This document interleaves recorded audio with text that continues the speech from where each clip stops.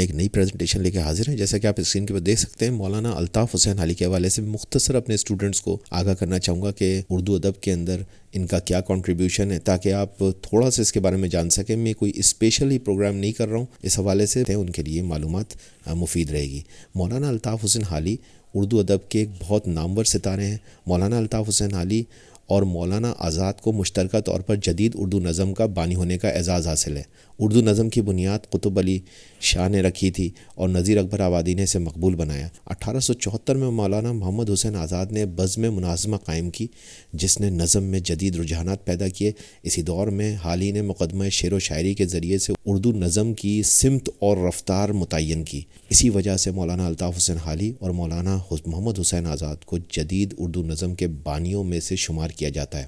الطاف حسین حالی کی علمی و ادبی خدمات کے اعتراف میں 1904 میں انہیں شمس العلماء کا خطاب بھی دیا گیا. ان کی 100ویں برسی 2014 میں بنائی گئی. یوم حالی کے طور پہ اس کو سیلیبریٹ کیا گیا. مد و جزر اسلام نام کی مشہور مثنوی الطاف حسین حالی صاحب کی پہچان ہے، جسے سر سید احمد خان کے ایما پر لکھا گیا. سر سید احمد خان نے فرمایا کہ قیامت کے دن اللہ تعالیٰ جب مجھ سے پوچھے گا کہ زمین پہ کیا کر لائے ہو، تو میں کہوں گا کہ حالی سے مد و جزر اسلام لکھوا آیا ہوں. حالی نے یادگار غالب بھی لکھی، جو ان کے استاد مرزا غالب کی سوانح حیات تھی. حالی نے اس کے علاوہ حیات سعدی شیخ سعدی کی سوانح عمری بھی لکھی. حیات جاوید یعنی کہ سر سید احمد خان صاحب کی بھی سوانح حیات لکھی. اس کے علاوہ مقدمہ شعر و شاعری الطاف حسین حالی صاحب کی سب سے اہم کتاب ہے، جس نے اردو ادب کو نئی راہیں عطا فرمائیں. 31 دسمبر 1914 میں اپنے آبائی شہر پانی پت میں وفات پائی اور وہیں دفن ہے. مولانا الطاف حسین کی نثری تصانیف کے اندر یادگار غالب ہے، جو کہ مرزا غالب کی مستند سوانح حیات ہے. حالی نے غالب کی شاعری اور شخصیت کا تجزیہ کیا. یہ کتاب اردو کی پہلی ادبی سوانح عمری بھی سمجھی جاتی ہے. حیات جاوید یہ کتاب سر سید احمد خان کی سوانح حیات پر مشتمل ہے، جس میں ان کی اصلاحی تحریکوں کی تفصیل موجود ہے. مجالس النساء خواتین کی تعلیم اور اصلاحی موضوعات پر مشتمل یہ کتاب، جس پر حکومت ہند نے حالی کو 400 روپے انعام دیا تھا. حیات سعدی فارسی شاعر شیخ سعدی کی سوانح عمری ہے اور ان کی ادبی مقام میں ایک تفصیلی جائزہ ہے.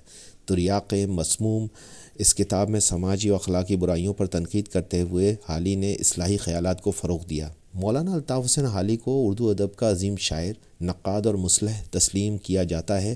انہوں نے اردو شاعری کو اصلاحی اور قومی رجحانات دیے اور اردو نظم کی بنیاد کو مضبوط کیا. ان کی شاعری، تنقید اور نثر آج بھی اردو ادب کے سنہری باب کا حصہ ہے اور ان کا نام ہمیشہ اردو ادب کے معماروں میں شامل رہے گا. ادبی خدمات کے ساتھ ساتھ مولانا الطاف حسین حالی نے شاعری، تنقید اور نثر میں بھی گراں قدر خدمات انجام دیں. اردو ادب کو ایک نیا رخ دیا. شاعری کی مشہور تصانیف الطاف حسین حالی کی، جس میں سب سے اولین مسدس حالی ہے، جس کو مد و جزر اسلام بھی کہا جاتا ہے. حالی کی سب سے مشہور تصنیف ہے، جو مسلمانوں کی عظمت، زوال اور عروج نو کی ترغیب پر مبنی ہے. یہ مثنوی سر سید احمد خان کی تحریک پر لکھی گئی اور بےحد مقبول رہی. سر سید احمد خان نے اس مثنوی کی عظمت کو یوں کہا کہ اگر قیامت کے دن اللہ تعالیٰ مجھ سے پوچھے گا کہ کیا لائے ہو، تو میں حالی کی مثنوی کو پیش کر دوں گا. اس مثنوی کو اصلاحی اور قومی شاعری کی بنیاد سمجھا جاتا ہے اور اسے اردو کی ابتدائی قومی نظموں میں شمار کیا جاتا ہے. اس کے علاوہ مقدمہ شعر و شاعری لکھی.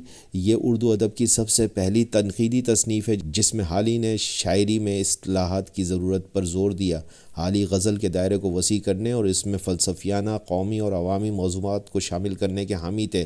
ردیف و قافیے کو محدود کرنے کی تجویز دی تاکہ شعراء زیادہ آزادی کے ساتھ اپنے خیالات کا اظہار کر سکیں. اس کے علاوہ دیوان حالی بھی ان کی کتابوں میں سے ایک کتاب ہے. اس دیوان میں قدیم و جدید شاعری کے امتزاج کے ساتھ نظمیں اور غزلیں موجود ہیں. اس کے علاوہ اولیات حالی بھی ان کی تصنیف ہے. اس میں سیاسی اور قومی نظمیں شامل ہیں. اس کتاب نے اردو شاعری کے جدید رنگ کی بنیاد رکھی.